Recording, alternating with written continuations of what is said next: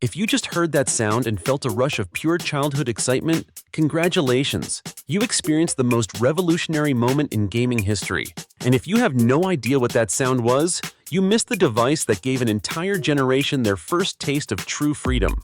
From 1989 to the early 2000s, the Game Boy wasn't just a gaming device, it was a portal to independence. It was the first technology that belonged completely to kids, that went wherever they went, and that turned every boring car ride, waiting room, and family gathering into an adventure. But here's what most people don't realize. The Game Boy didn't become every kid's dream because it had the best graphics or the most advanced technology. Sega's Game Gear had a color screen and better sound. Atari's Lynx had superior hardware and more impressive games. NEC's Turbo Express could play full console games on the go. So why did the Game Boy sell over 118 million units and become the most beloved handheld console ever created? Why did kids beg, plead, and save every penny of allowance money to get one? Why did a simple gray brick with a green screen become more precious to children than any toy that had ever existed?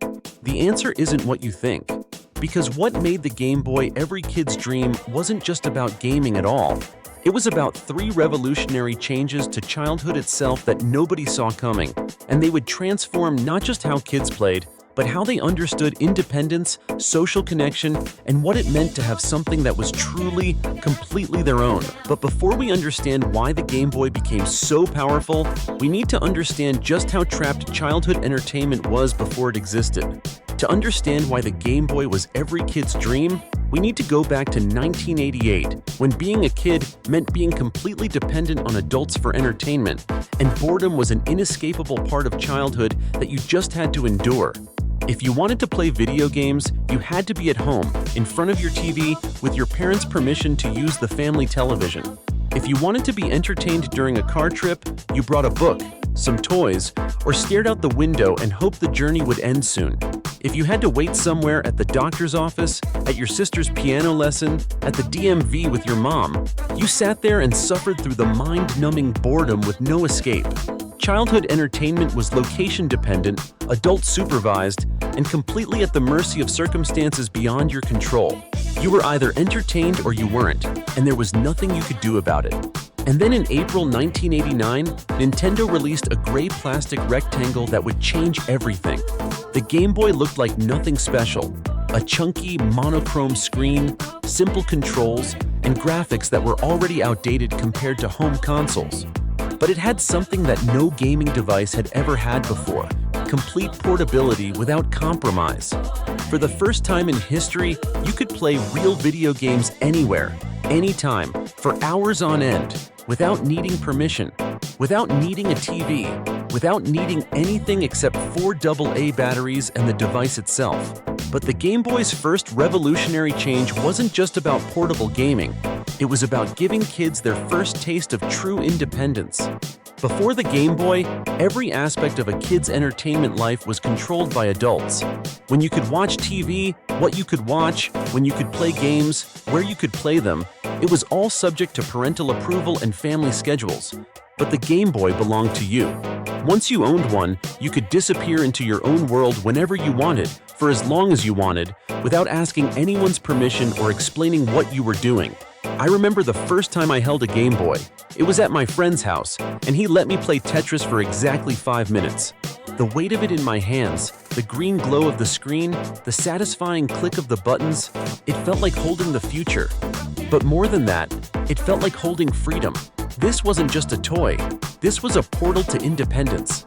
With a Game Boy, you could be entertained anywhere, anytime, without relying on anyone else. You could turn a boring family dinner into an adventure by sneaking it under the table.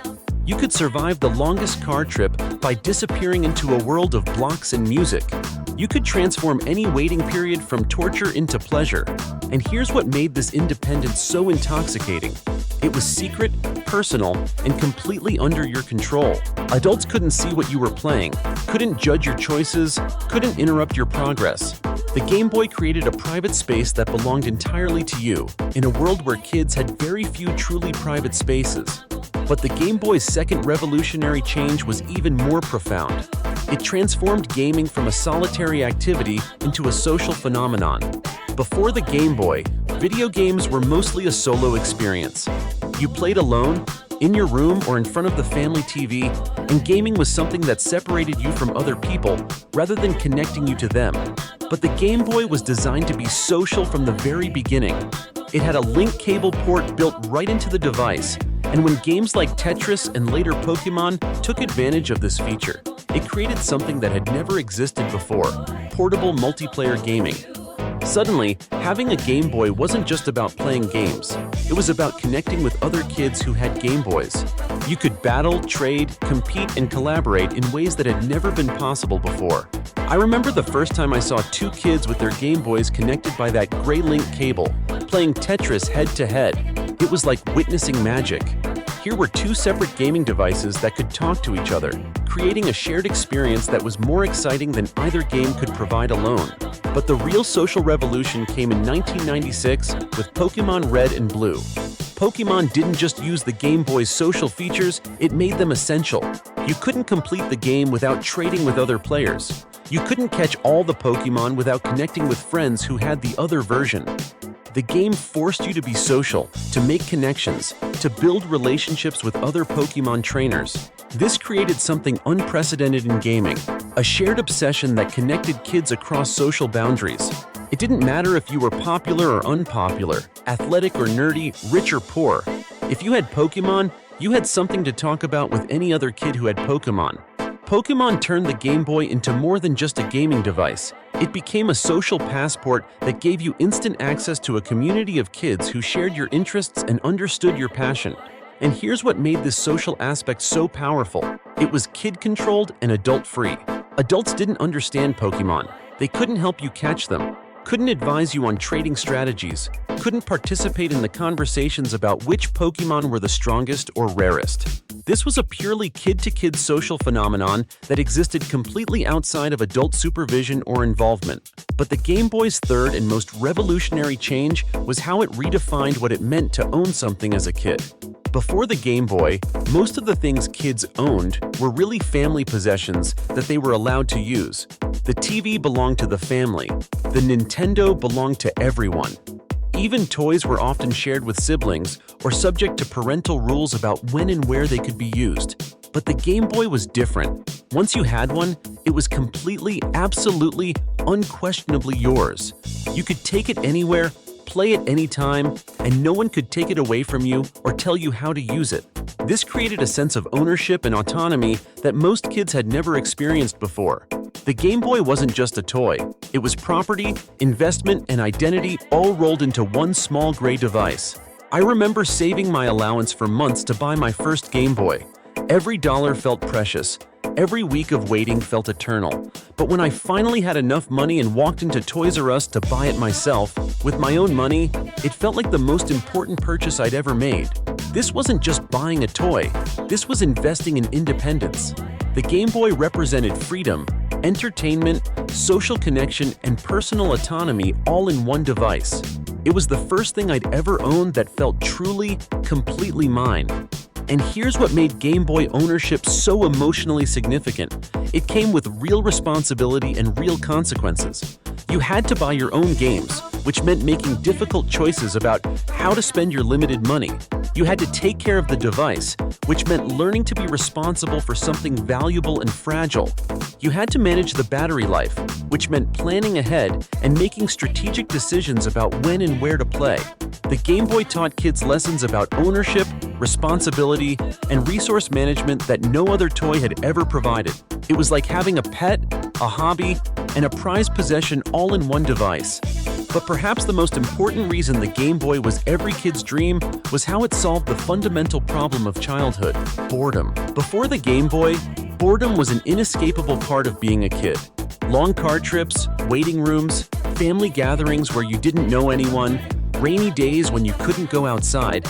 These were just things you had to endure, with no escape and no relief. But the Game Boy turned every potentially boring situation into an opportunity for adventure. Suddenly, there was no such thing as being stuck somewhere with nothing to do. As long as you had your Game Boy and some batteries, you had access to unlimited entertainment. This was revolutionary because it gave kids a level of control over their own experience that had never existed before. You were no longer at the mercy of circumstances, adult decisions, or environmental factors. You carried your own entertainment with you wherever you went. And here's what made this so emotionally powerful. The Game Boy made kids feel prepared for anything. With a Game Boy in your backpack, you could handle any situation. Boring family reunion? No problem. Long wait at the dentist? Bring it on. Stuck in the car for 6 hours?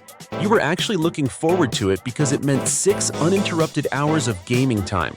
The Game Boy transformed kids from passive victims of circumstance into active agents of their own entertainment. It gave them power, control, and confidence in a world where they usually had very little of any of those things. But here's what made the Game Boy's impact so lasting. It changed kids' expectations about what technology could do for them. The Game Boy was the first device that truly belonged to kids, that was designed specifically for their needs and desires, that gave them capabilities they'd never had before. It showed an entire generation that technology could be personal, portable, and empowering. This created expectations that would shape how that generation approached every piece of technology that came after. We expected our devices to be portable, personal, and powerful. We expected technology to give us control over our own experience rather than forcing us to adapt to its limitations. Looking back now, it's clear that the Game Boy was more than just a gaming device. It was the first truly personal computer designed for kids. It taught an entire generation what it felt like to have technology that belonged to them, that went where they went, that did what they wanted it to do. The kids who grew up with Game Boys became adults who expected their technology to be intuitive, portable, and personally empowering. We became the generation that embraced smartphones, tablets, and mobile computing because we'd already experienced the freedom that truly personal technology could provide. Sure, the Game Boy created some problems too. Kids became addicted to gaming, spent too much money on cartridges, and sometimes chose virtual adventures over real-world experiences. Parents worried about screen time, social isolation, and the expense of constantly buying new games. But for most of us, the Game Boy represented something pure and magical, the first time we owned something that was completely ours, that gave us power over our own experience, that connected us to other kids who shared our passions.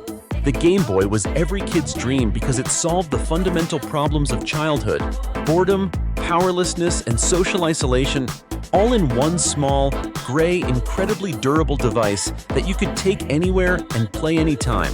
It gave us our first taste of true independence, our first experience of technology that belonged to us, and our first understanding of what it meant to have control over our own entertainment and social connections.